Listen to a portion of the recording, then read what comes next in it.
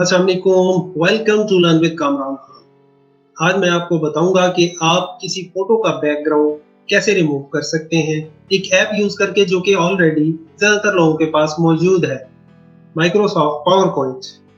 मैं आपको दो मुख्तलिफ तरीके बताऊंगा।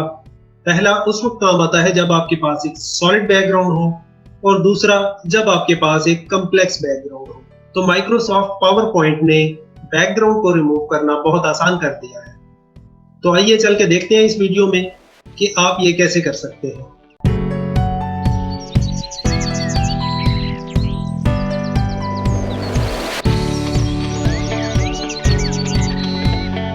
मैं यहाँ अपने पीसी पे हूँ और मैंने माइक्रोसॉफ्ट पावर पॉइंट ओपन किया हुआ है। मैं ब्लैंक प्रेजेंटेशन पे क्लिक करता हूँ। अब मैं इस टेक्स्ट और टाइटल से जान छुड़ाता हूँ। इसके लिए मैं लेआउट में जाता हूँ और ब्लैंक पे क्लिक करता हूँ। मैं ब्लैंक प्रेजेंटेशन से बैकग्राउंड को रिमूव नहीं कर सकता, इसके लिए मुझे फ़ोटो चाहिए। आप फ़ोटो को पावर पॉइंट में ड्रैग एंड ड्रॉप भी कर सकते हैं, आप कॉपी पेस्ट भी कर सकते हैं, या फिर आप यहाँ इंसर्ट पे क्लिक करके पिक्चर्स पे क्लिक करें और यहाँ आप फ़ोटोज़ सेलेक्ट करके इंसर्ट कर सकते हैं। उसके बाद मैं यहाँ सिलेक्शन पेन में 1 बाय 1 इन फ़ोटोज़ को कैनवस पे एडजस्ट करता हूँ।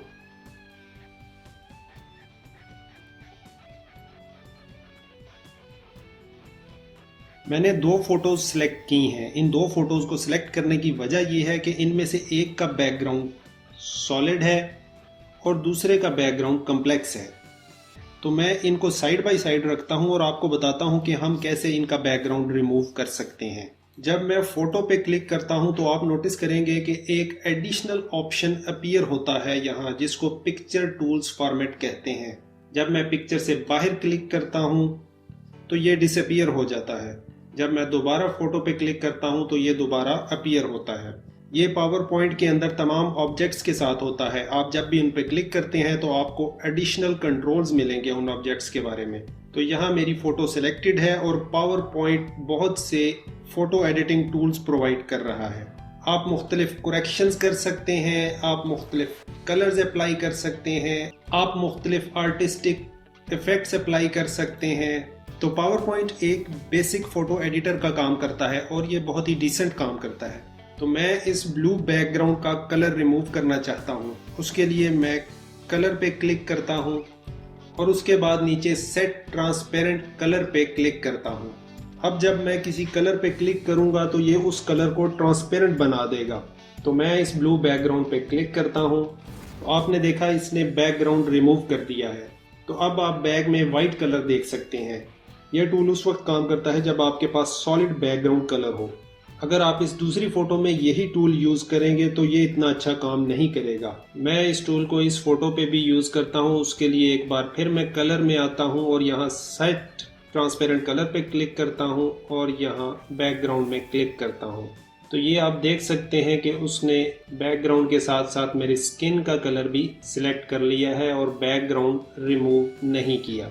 मैं अनडू करता हूँ और एक बार फिर सेट ट्रांसपेरेंट कलर पे क्लिक करके इस दफ़ा मैं ये ब्रिक्स के कलर को सिलेक्ट करता हूँ। तो देखिए एक बार फिर बैकग्राउंड रिमूव नहीं हुआ, उसने कुछ पार्ट्स मार्क किए हैं।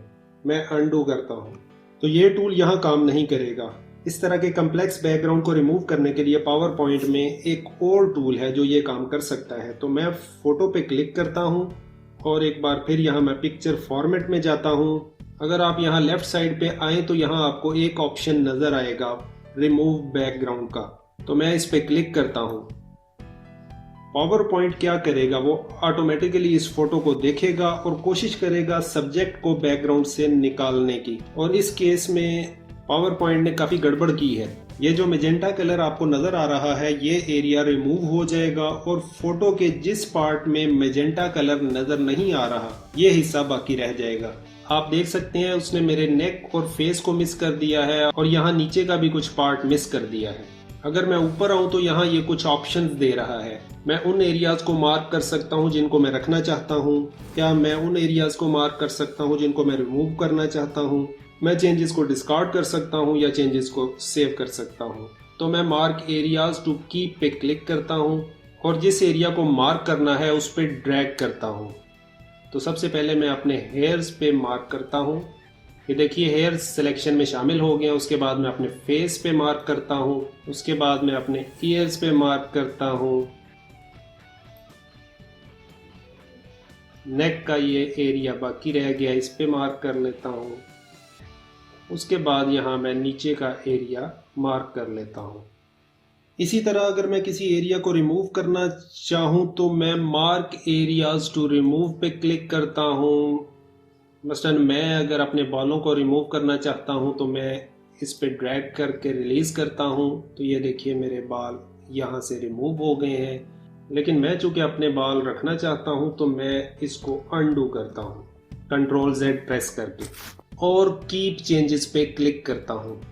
اب میں بیک گراؤنڈ سے ریموو ہو گیا ہوں اور دونوں فوٹوز بچی ہیں. بیک گراؤنڈ دونوں کا ریموو ہو گیا ہے. تو اب اگر میں اس سلائیڈ میں گریڈینٹ بیک گراؤنڈ انسرٹ کرنا چاہوں تو میں ڈیزائن پہ کلک کرتا ہوں اور اس کے بعد فارمیٹ بیک گراؤنڈ پہ کلک کرتا ہوں اور یہاں گریڈینٹ فل پہ کلک کرتا ہوں. میں ان کا سائز تھوڑا ایڈجسٹ کر لیتا ہوں. میں یہاں گریڈینٹس کے کلر چینج کر سکتا ہوں. اب میرے پاس آزادی ہے کہ میں جہاں چاہوں ان فوٹوز کو لگا سکتا ہوں کسی بھی قسم کے بیک گراؤنڈ کے سامنے, اور یہ بہت زبردست کام کرتا ہے. میں اس امیج کو سیو کر سکتا ہوں. یہاں فائل پہ کلک کر کے سیو ایز پہ کلک کرتا ہوں اور میں اس کو اپنے ڈیسک ٹاپ پہ سیو کر لیتا ہوں.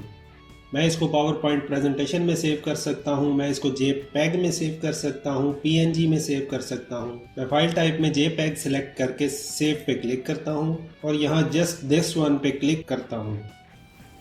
اب میری فائل ڈیسک ٹاپ پہ سیو ہے. میں اس کو اوپن کرتا ہوں. That's it.